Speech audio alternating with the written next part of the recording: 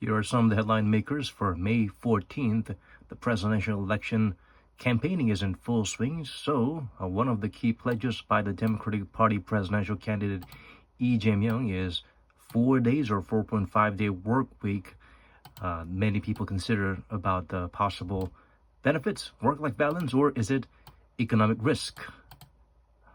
There has been comments that pointed at the failure of such attempts and how it devastated certain economies, but at the same time, Korea is known for people being driven, working overtime, and overworking. And if you look at Luc Besson movies, in the 90s, like Taxi, there's a scene where he makes fun of Koreans about how obsessed they are about working and working hard excessively. They have Korean cab drivers, one staying in the trunk and the other driving, and then them taking turns taking naps in the trunk so that they can keep their cab running 24/7. That's the kind of image Korea had to the rest of the world. The second story is about also, again, the leading presidential candidate for the Democratic Party, Lee Jae-myung, but unfortunately, there have been some, according to sources from the Democratic Party, that he is being targeted by assassins. And unfortunately, there are volunteers coming to defend him. Basically, they want to be human shield. That was a little excessive. Thankfully, this time, there are people holding mirrors to deflect, or rather confuse snipers. Apparently, they have a sniper rifle with a 2-kilometer accuracy or range that's been smuggled in to assassinate him. He's already going around wearing bulletproof vests, and people are also carrying balloons, these volunteers, to try and disrupt potential assassination attempts. Let's see the comments here. So a supporter, I suppose, of E would say, if in any other time, I would say this is going over the top and this is all for show. But after what happened, martial law being declared in Korea, and also part of it was to grab in influential politicians or political rivals like Lee Jae-myung and others. So it seems like, yeah, no smoke without fire. There's a possibility that this assassination rumors could be true. And of course, there are many haters of Democratic Party presidential candidate Lee Jae-myung. They would just call him a criminal. He is supposed to be undergoing several criminal trials, and there are various allegations surrounding him, not confirmed, but various mysterious theories about how people around him have ended up dead, whether it's committing suicide after being embroiled in scandals and whatnot. So they're saying, I don't want to see the criminal's face. Let's just have him cover his face with a bulletproof vest as well. And another non-supporter or hater says, the country will take good care of you and ensure your safety. Just come to the Seoul detention center. Just put him behind jail, basically. How about you don't campaign around at all? Well, this is actually a supporter. They don't want him to be campaigning. They fear there are insurrection factions that might try to assassinate him to ensure their future.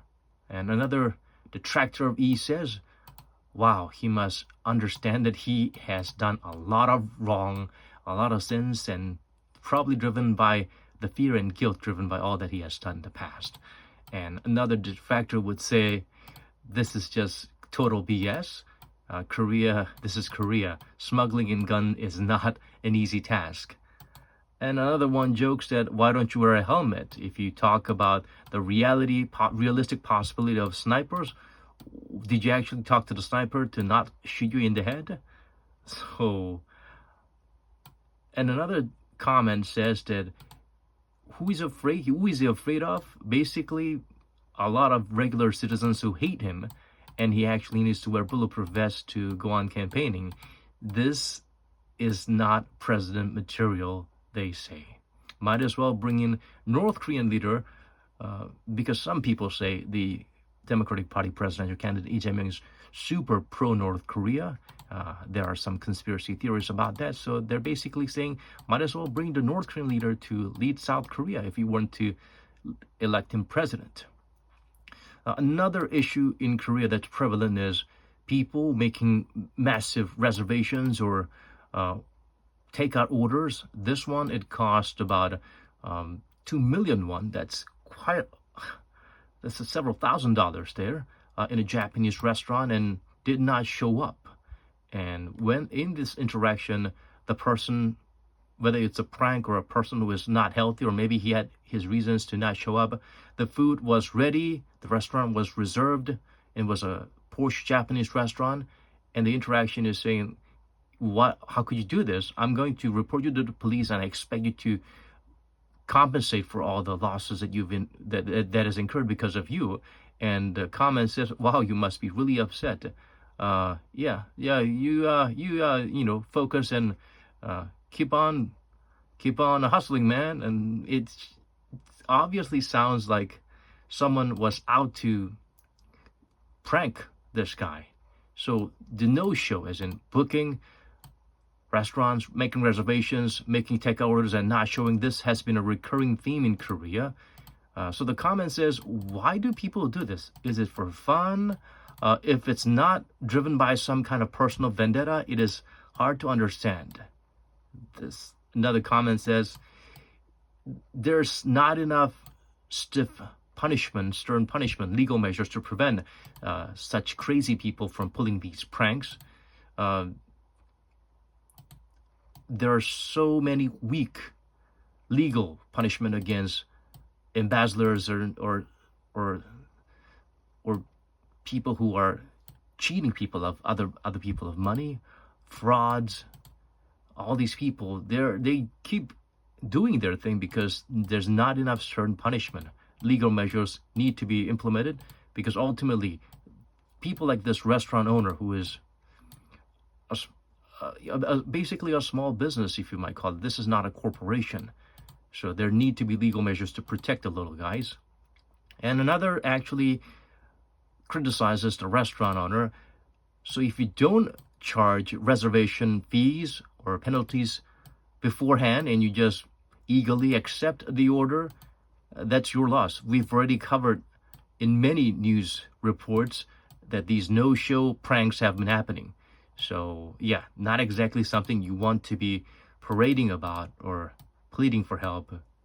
You did this yourself, is basically what they're saying, because this is a very frequently occurring phenomenon in Korea, unfortunately. Going back to the presidential elections, again, the Democratic Party presidential candidate, he's got a Reebok shoe that's got predominantly blue and a little bit of red, and he wears this shoe to promote somewhat of a unity, but at the same time a bit more of a dominance by the blue party, which is his color. Apparently, he's been campaigning in this shoe, and fans of him have been buying the shoe up, and the price, apparently some idiots are selling this for, this is basically,